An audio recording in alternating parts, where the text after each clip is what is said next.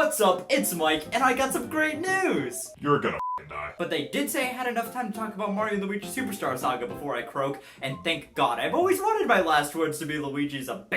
What do you get when you have a Mario RPG that doesn't prominently feature Luigi?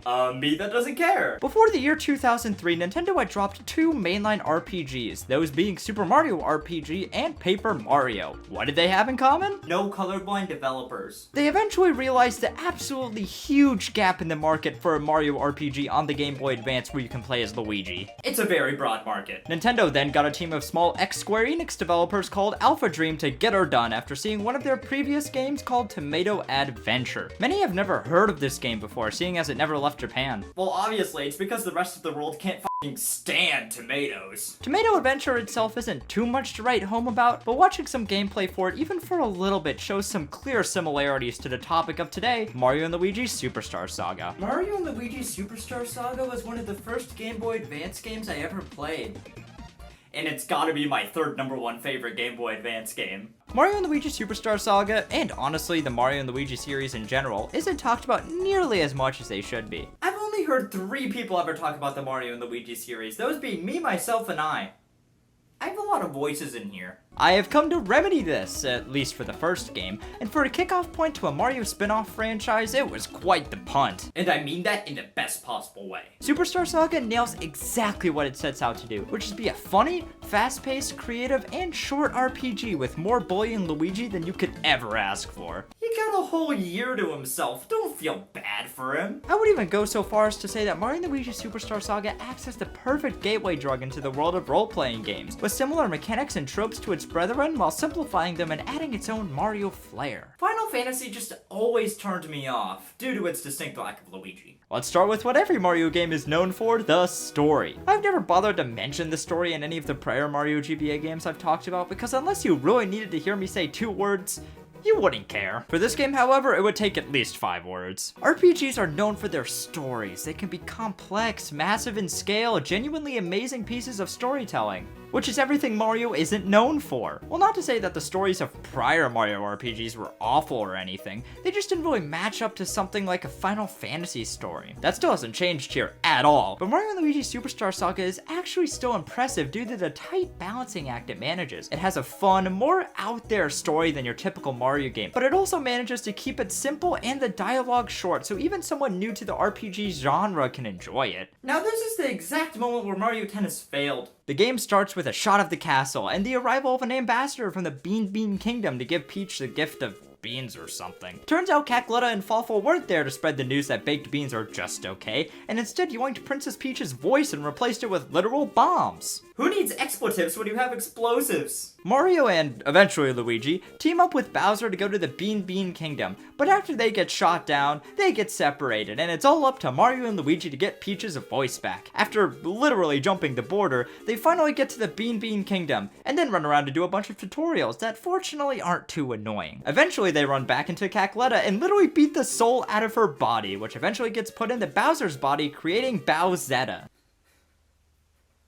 Out of this house. The game actually gets wilder from here, because turns out that the Peach at the beginning of the game wasn't actually Peach, but Birdo instead, which causes the Beanstar, which is the main MacGuffin in Superstar Saga, to break apart. As Mario and Luigi search for the different pieces, the real Princess Peach somehow gets kidnapped, and the brothers get to Bowser's now randomly floating castle to get her back and save the day. Only after slapping around Cackletta's soul though. Honestly, I'm just happy they did anything new here at all, and I heavily simplified the series of events, so if someone wants to play this game after seeing this, they'll still get to see some cool new stuff, because there are a ton of other humorous bits in the game. Humor is a big part of the dialogue, and what really sells it is the expressiveness in the sprites, especially for the main bros. It's honestly impressive. So was that a sprawling story that made us question our beliefs and why we're here? Yeah, I'd say so. But who cares about all of that? Let's get into why everyone plays a game with Mario on the cover, which is the music. Gameplay's a close fourth. They really did not have to go as hard here as they did in the music department. Every song here can fit in my top 10,000 songs of all time. The battle theme is a particular highlight. I can listen to it for 10 hours straight. Not a second more. The area themes are all fantastic as well, and the songs help contribute to this game's energy and feel. There's also the color red. And I have no friends.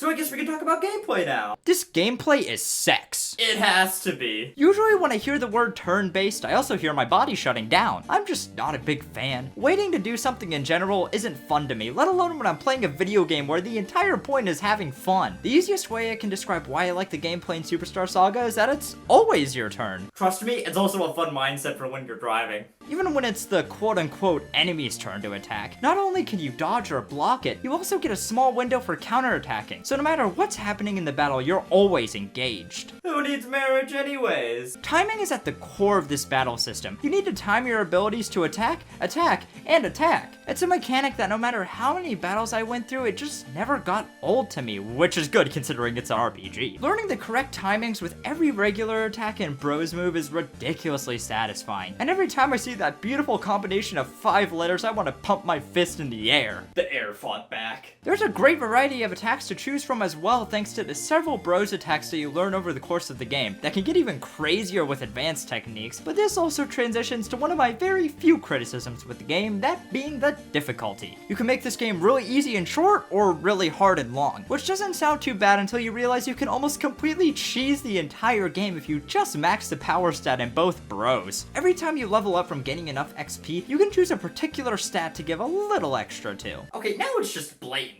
If you just upgrade your power and nothing else, there will be this weird bug where all the bosses seem to just disappear after a couple of hits. And this bug doesn't go away until the end of the game where a new bug is introduced. A bug I like to call the BFDSSWITSH, a simple acronym that stands for biggest fucking difficulty spike. Seriously, why is this so hard? Other than those little quirks, Mario & Luigi Superstar Saga has the most engaging battle system in any RPG that I've ever played. And that says a lot, because I still haven't touched Mario Golf yet. There has to be a bit of space between battles, however, and that's where the Bean Kingdom comes into play. This isn't your granddad's Mushroom Kingdom. We got fucking beans now. Hell yeah! Granted, the Bean Kingdom isn't exactly filled to the brim with unique locations, such as the color green and the color sand, but they're all named after synonyms for laughing, so that makes it significantly better. Being decent looking also helps. Something I can never say for myself. Actually, this game just looks amazing in general. Even the box art is especially well done. Now we finally know what kind of socks Luigi wears. Oh, thank God, I was afraid I was gonna die in peace. Is Mike gonna say the sprite work in a GBA game is great for the 4th time in the past month? Just who do you think I am? Me? The sprite work is phenomenal. I'm running out of words. All the new characters and enemies have cool and unique to this game designs that are recognizable and great looking. And even though the environments are stuff we've seen before, there are some places like Woohoo University that aren't just a grassland, desert, or water level. That's possible? The exploration factor in all of these areas also stands out to me in particular, with there always being a question mark block containing something for you if you go off the beaten path. Okay, maybe I've done some worse things for some mushrooms. Question mark blocks aren't the only thing brought over from classic Mario games. There's also quite a lot of platforming on offer too, which helps bridge the gap between people who just play the mainline games and those who just play the RPGs. This fun platforming does come at a bit of a price though, with that being that the controls can get pretty cramped, especially near the end of the game once you have everything unlocked. I wouldn't necessarily blame the developers for this, as Nintendo looked at their SNES controller from the year 1990 and decided that it just simply wasn't possible 11 years later. It just couldn't be done. No! They did make the most of what they had, and they played off the 2-button thing with the A button controlling Mario and the B button controlling Luigi.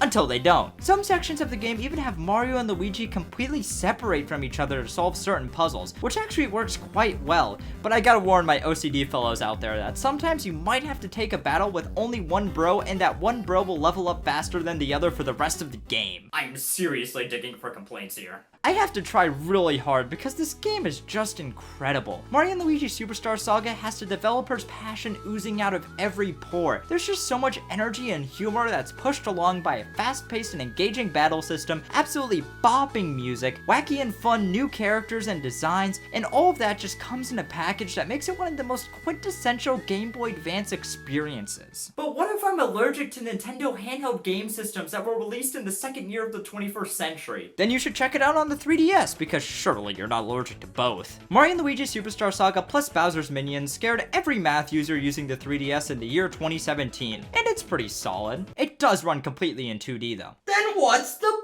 point! That aside, I do like the updated graphics for the most part. Even if I find that the characters are a bit less expressive than before, the incredibly smooth 60 FPS is sublime though, especially during the battles. Other than that, everything I said about the original applies here, except while Mario & Luigi Superstar Saga had a great side game in the Mario Bros. Arcade game remake, the 3DS version has Bowser's minions. I can't play Superstar Saga without at least the option to play Mario Bros. So sorry, this is just a no-go. And with all of that finally said, Luigi is a bitch. Hello, this is the Dead speaking. Wait. What do you mean you were kidding?